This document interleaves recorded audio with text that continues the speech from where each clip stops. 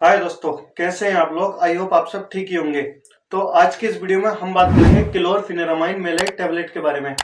Chlorpheniramine tablet क्या होती है और ये किन नामों से आपको मार्केट में मिलती है, ब्रांड नेम क्या होते हैं इसके, किस स्ट्रेंथ में आती है, किस क्लास की ये दवा है और इसके यूज के बारे में बात करेंगे कि कहाँ कहाँ इस टैबलेट का इस्तेमाल होता है, यूज होता है।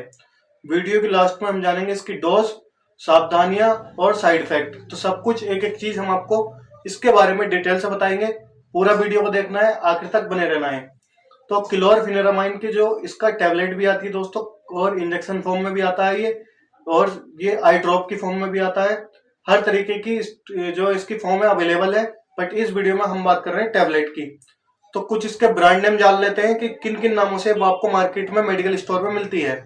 सीपीएम इसका सबसे पॉपुलर ब्रांड नेम होता है, इस नाम से आपको मिल जाएगी। कैडिस्टीन टैबलेट नाम से आपको मिल जाएगी।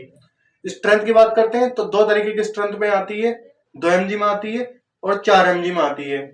इसकी क्लास की बात करते हैं कि क्लोरफेनेरामाइन जो किस क्लास की दवा है, तो ये जो होती है एंटी हिस्टामिन क्लास की दवा है, जो हिस्टामिन के रिलीज को खत्म करती है, उसको ब्लॉक करती है। अब इसके फायदे की बात करते हैं, यूजेस की बात करते हैं कि कहाँ कहाँ इस टैबलेट का यूज होता है, इस्तेमाल होता है।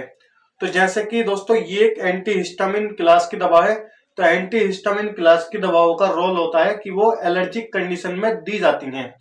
जैसे कि किसी को अर्टिकेरिया की प्रॉब्लम है, अर्टिकेरिया मतलब एक तो बोल सकते हैं कि पित्ती जो उछड़ती है स्किन के ऊपर, चमड़ी के ऊपर, तो उस टाइम पर भी इस टैबलेट को लेने की सलाह दी जाती है। फिर किसी दवा का कोई रिएक्शन हुआ है तो, या फिर किसी वस्तु या किसी जानवर के कांटेक्ट में आने से उसको पित्ती सी उछड़ रही है, अर्टिकेरिया की प्रॉब्लम हो रही है, तब इस टैबलेट को लेने की सलाह दी जाती है।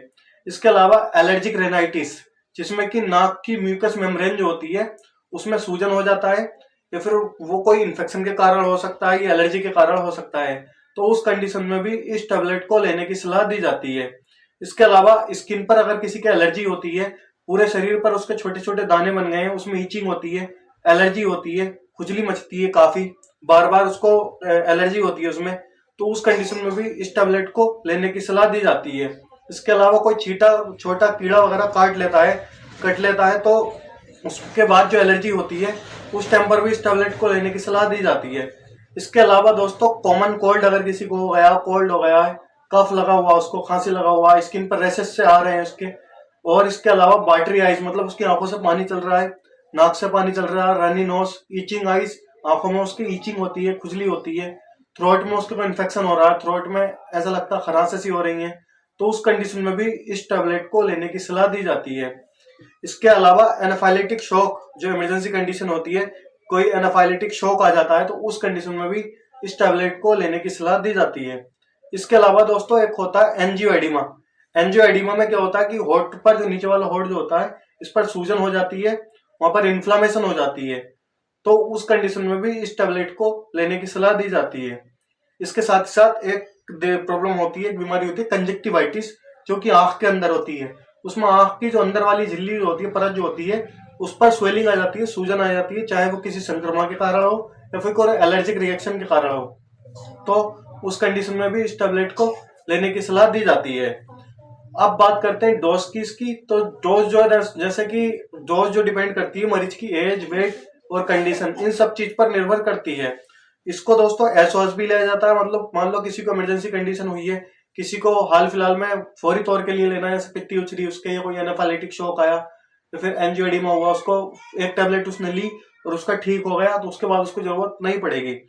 और वैसे इसको सुबह शाम लिया जाता है, दिन में 3 बार तक भी लिया जा सकता है, मतलब हर 6 घंटे के बाद इस टैबलेट को लेने की सलाह दी जा सकती है।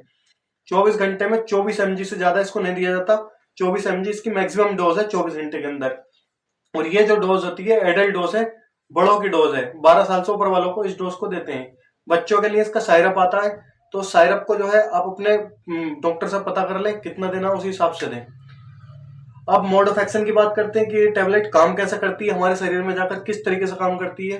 तो ये जैसे कि कोई फॉरेन पार्टिकल हमारे शरीर में आता है, कांटेक्ट में आता है हमारी बॉडी के, तो वो फॉरेन पार्टिकल एक केमिकल रिलीज करता है, केमिकल निकालता है बॉडी के अंदर, जिसको बोलते हैं हिस्टामिन, जिसका नाम होता है हिस्टामिन।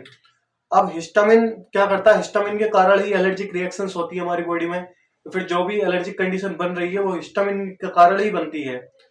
तो ये जो टैबलेट होती है हिस्टामिन के रिलीज को ब्लॉक कर देती है, मतलब हिस्टामिन जब नहीं बनता है तो एलर्जिक कंडीशन खुद ही नॉर्मल होने लगती है। उस कंडीशन में इसको लिया जाता है। ये इसका मोड ऑफ एक्शन होता है, काम करने का तरीका होता है। साइड इफेक्ट की बात करते हैं कि क्या क्या साइड इफेक्ट इस टैबलेट को लेने से आ सकते हैं।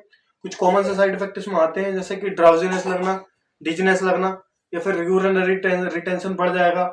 इसके साथ कॉन्स्टिपेशन हो सकता है, पेट में कब्ज वगैरह बन सकती है।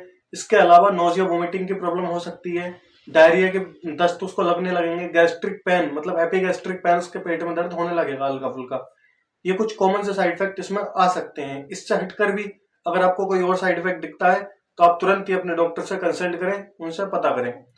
अब कुछ सावधानियों की बात करें कि इस टैबलेट को अगर कोई व्यक्ति ले रहा है या लेना चाहता है या उसके डॉक्टर ने उसको लिखी है, तो वो किन किन सावधानियों को फॉलो करें, किन किन सावधानियों का ध्यान रखें। एक तो इसको अल्कोहल के साथ में बिल्कुल नहीं लेना। कोई व्यक्ति अल्कोहल ज्यादा कंजप्शन करता है, ज्यादा पीता है, तो वो इसको ना ले। इसके अलावा किसी को ग्लूकोमा की प्रॉब्लम है तो उस कंडीशन में भी इस टैबलेट को लेने की सलाह नहीं दी जाती। यूरिनरी से रिलेटेड, उसके यूरिनरी रिटेंशन से रिलेटेड कोई प्रॉब्लम है तो वो लोग भी इस टैबलेट को ना लें। इसके अलावा प्रोस्टेटिक हाइपरप्लेजिया, जिसमें उसके प्रोस्टेट ग्लैंड का जो है साइज बढ़ जाता है, तो उस कंडीशन में भी इस टैबलेट को नहीं लिया जाता। एपिलेप्सी के सीजर आते हैं या फिर कोई कार्डियोवास्कुलर डिसीज है या फिर अरिथीमिया की प्रॉब्लम है, तो वो लोग बिना अपने डॉक्टर से कंसल्ट करें, बिना डॉक्टर से पूछे खुद से इस टैबलेट को ना लें। ड्राइविंग के दौरान इस टैबलेट को ना लें, क्योंकि इसको लेने से थोड़ी बहुत नींद आ सकती है। अब जब ड्राइव करेंगे आप तो आपको प्रॉब्लम हो सकती है, तो इसलिए ड्राइविंग के दौरान इस टैबलेट को ना लें। अब बात करें कि किन किन दवाओं के साथ में इसको नहीं लेना चाहिए, तो दोस्तों बेंजोडाइजेपिन क्लास की जो दवाएं आती हैं, जिसके अंदर अल्प्राजोलाम, लोराजिपाम, क्लोनाजिपाम वगैरह आती हैं, उन दवाओं के साथ में इसको बिल्कुल नहीं लेना है। इसके अलावा मसल रिलैक्सेंट जो दवाएं आती हैं, जिसमें क्लोरोक्साजोन, बैक्लोफेन और अदर जो मसल रिलैक्सेंट दवाएं होती हैं, उनके साथ भी इस टैबलेट को बिल्कुल नहीं लेना है। तो ये दोस्तों हमने आपको क्लोरफेनेरामाइन मेलेट टैबलेट के बारे में कंप्लीट तरीके से नॉलेज दी। अगर आपको वीडियो पसंद आया तो चैनल को सब्सक्राइब कर दें, वीडियो को लाइक कर दें। ऐसे ही नॉलेजेबल वीडियो के साथ हम मिलेंगे आपको नेक्स्ट वीडियो में।